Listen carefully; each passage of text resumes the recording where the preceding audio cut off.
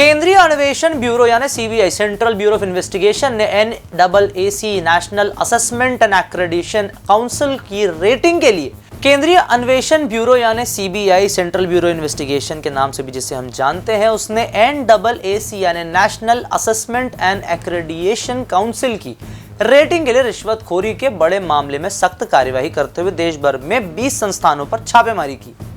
अब अमेजिंग चीज, ये जो लंबा सा नाम मैंने आपको बताया, इसके बारे में हम आगे और अच्छे से विश्लेषण देंगे। अभी खबर पर लौटते हैं। छत्तीसगढ़ के बिलासपुर सहित 9 राज्यों में यह छापेमारी की गई है, जिसमें कई विश्वविद्यालयों और शिक्षण संस्थानों से जुड़े अधिकारी और प्रोफेसर गिरफ्तार भी किए गए हैं। इस मामले में बिलासपुर सेंट्रल यूनिवर्सिटी के केमिकल इंजीनियरिंग विभाग के पूर्व विभागाध्यक्ष एवं नैक टीम के अध्यक्ष रहे प्रोफेसर समरेंद्र नाथ साहा का नाम प्रमुखता से सामने आया है। सीबीआई ने उनके घर और कार्यालय पर छापे मारकर महत्वपूर्ण दस्तावेज जब्त किए हैं। यह कार्यवाही ऐसे समय में हुई है जब देश भर के अंदर शिक्षा प्रणाली की पारदर्शिता को लेकर लगातार सवाल उठ रहे हैं। सीबीआई की टीम ने रिश्वत के इस खेल को लेकर कई अन्य विश्वविद्यालयों और संस्थानों पर भी छापा मारा है, जिससे उच्च शिक्षा में हो रही अनियमितताओं का पर्दाफाश हो गया है। अब क्या है एनएसी, किस प्रकार से हो रही है इसमें रिश्वतखोरी, कितना हो रहा है देश के शिक्षण संस्थानों में भ्रष्टाचार, करेंगे सभी जानकारी आपसे साझा। नाम हमारा आशीष गुप्ता और आप देखना शुरू कर चुके हैं INS 24/7 डिजिटल। एनएसी यानी national assessment and accreditation council Bharat में कॉलेजों और यूनिवर्सिटी के गुणवत्ता को परखने वाली एक संस्था है। इसका काम बेसिकली कॉलेजेस किस प्रकार की क्वालिटी एजुकेशन और फैसिलिटी प्रोवाइड कर रहे हैं, इस चीज का ध्यान रखना है। इसका मकसद यही देखना होता है कि कोई शैक्षणिक संस्थान पढ़ाई लिखाई, रिसर्च, इंफ्रास्ट्रक्चर और ओवरऑल ग्रोथ के मामले में कितना अच्छा कर रहा है। इसे 1994 में यूजीसी यानी कि यूनिवर्सिटी ग्रांट्स कमीशन ने शुरू किया था। जब कोई कॉलेज या यूनिवर्सिटी एनएसी के पास मान्यता यानी कि एक्रेडिटेशन के लिए आवेदन करती है, तो यह संस्थान वहां का पूरा मूल्यांकन करती है। यह देखा जाता है कि पढ़ाई का स्तर कैसा है, प्रोफेसर कितने योग्य हैं, छात्रों को क्या सुविधाएं मिल रही हैं और वहां रिसर्च व इनोवेशन पर कितना ध्यान दिया जा रहा है। इन सभी को देखते हुए एनएसी संस्थानों को ग्रेड देती है, जैसे कि A+, B+, B, C या D। अगर कोई संस्थान डी ग्रेड में आता है तो इसका मतलब होता है कि उसकी क्वालिटी बेहद कमजोर है।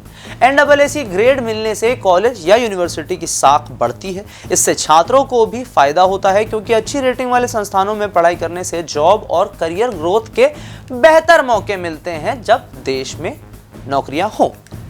कई बार सरकार भी फंडिंग और अन्य सुविधाएं देने में एनएसी ग्रेड को ध्यान में रखती है। अब सीबीआई की इस छापेमारी में खुलासा हुआ है कि कई विश्वविद्यालय और संस्थान नैक के उच्च श्रेणी यानी A++ मान्यता प्राप्त करने के लिए रिश्वत दे रहे थे।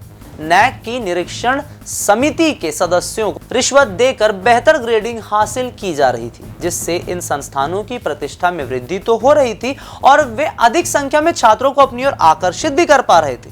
इस मामले में गिरफ्तार हुए अपराधियों में आंध्र प्रदेश के गुंटूर स्थित KLEF विश्वविद्यालय के कुलपति GP सारथी वर्मा, उपाध्यक्ष कोनेरू राजा हरिन और KLEF हैदराबाद के निदेशक A रामकृष्णा, JNU दिल्ली के प्रोफेसर राजीव सजारिया, जागरण लेक सिटी यूनिवर्सिटी भोपाल के dean Rajesh Singh Pawar, GL Bajaj institute of technology के निदेशक मानस कुमार मिश्र, दावणगेरे यूनिवर्सिटी के प्रोफेसर गायत्री देवराज और संबलपुर विश्वविद्यालय की प्रोफेसर बालू महाराणा शामिल हैं। सीबीआई ने 37 लाख रुपए नगद, 6 लैपटॉप, एक iPhone 16 Pro मोबाइल फोन और कई महत्वपूर्ण दस्तावेज भी जब्त किए हैं।